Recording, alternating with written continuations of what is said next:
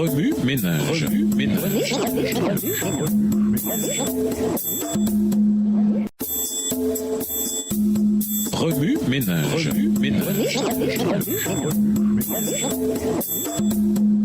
Bienvenue dans votre émission. Remue ménage. Nous voilà à la leçon de mardi. À quoi ressemble le rejet? Lisons Romains 11, versets 1 à 10. Romains 11, versets 1 à 10. Je dis donc, Dieu a-t-il rejeté son peuple? Loin de là, car moi aussi je suis israélite, de la postérité d'Abraham, de la tribu de Benjamin.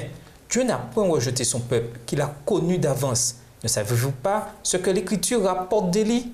Comment il adresse à Dieu cette plainte contre Israël?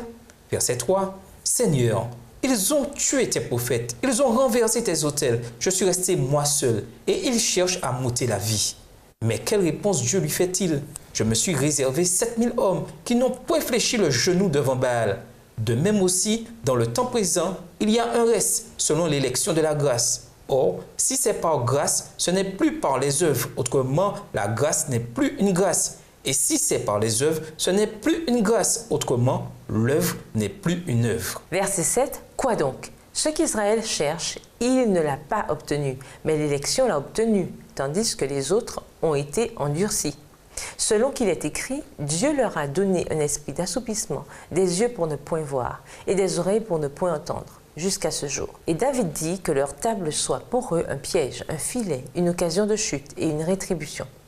Que leurs yeux soient obscurcis pour ne point voir et tient leur dos continuellement courbé.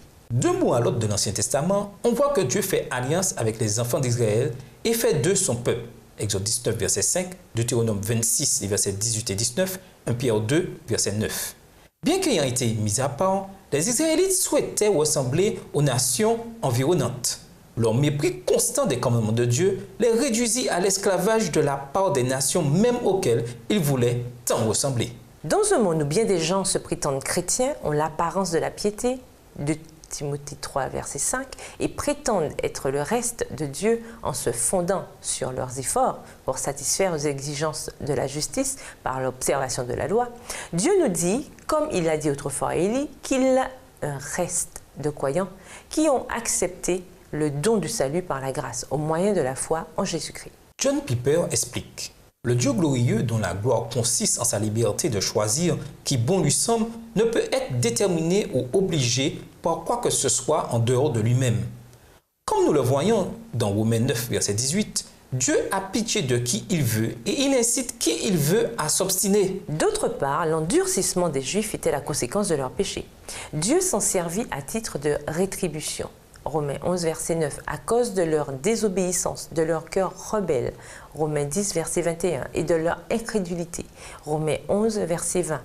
Les Israélites avaient reçu une grande lumière. Romains 9, les versets 4 et 5. Mais ils la refusèrent obstinément. À quoi ressemble le rejet?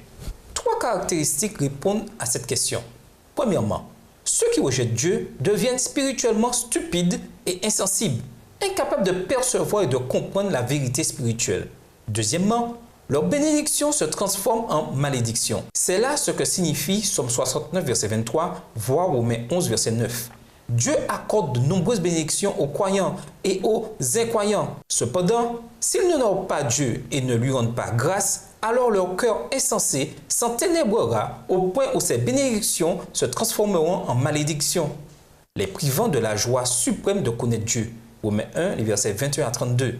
Troisièmement, ils se dirigent tout droit vers le jugement dernier. Que leurs yeux s'obscurcissent, qu'ils perdent la vue.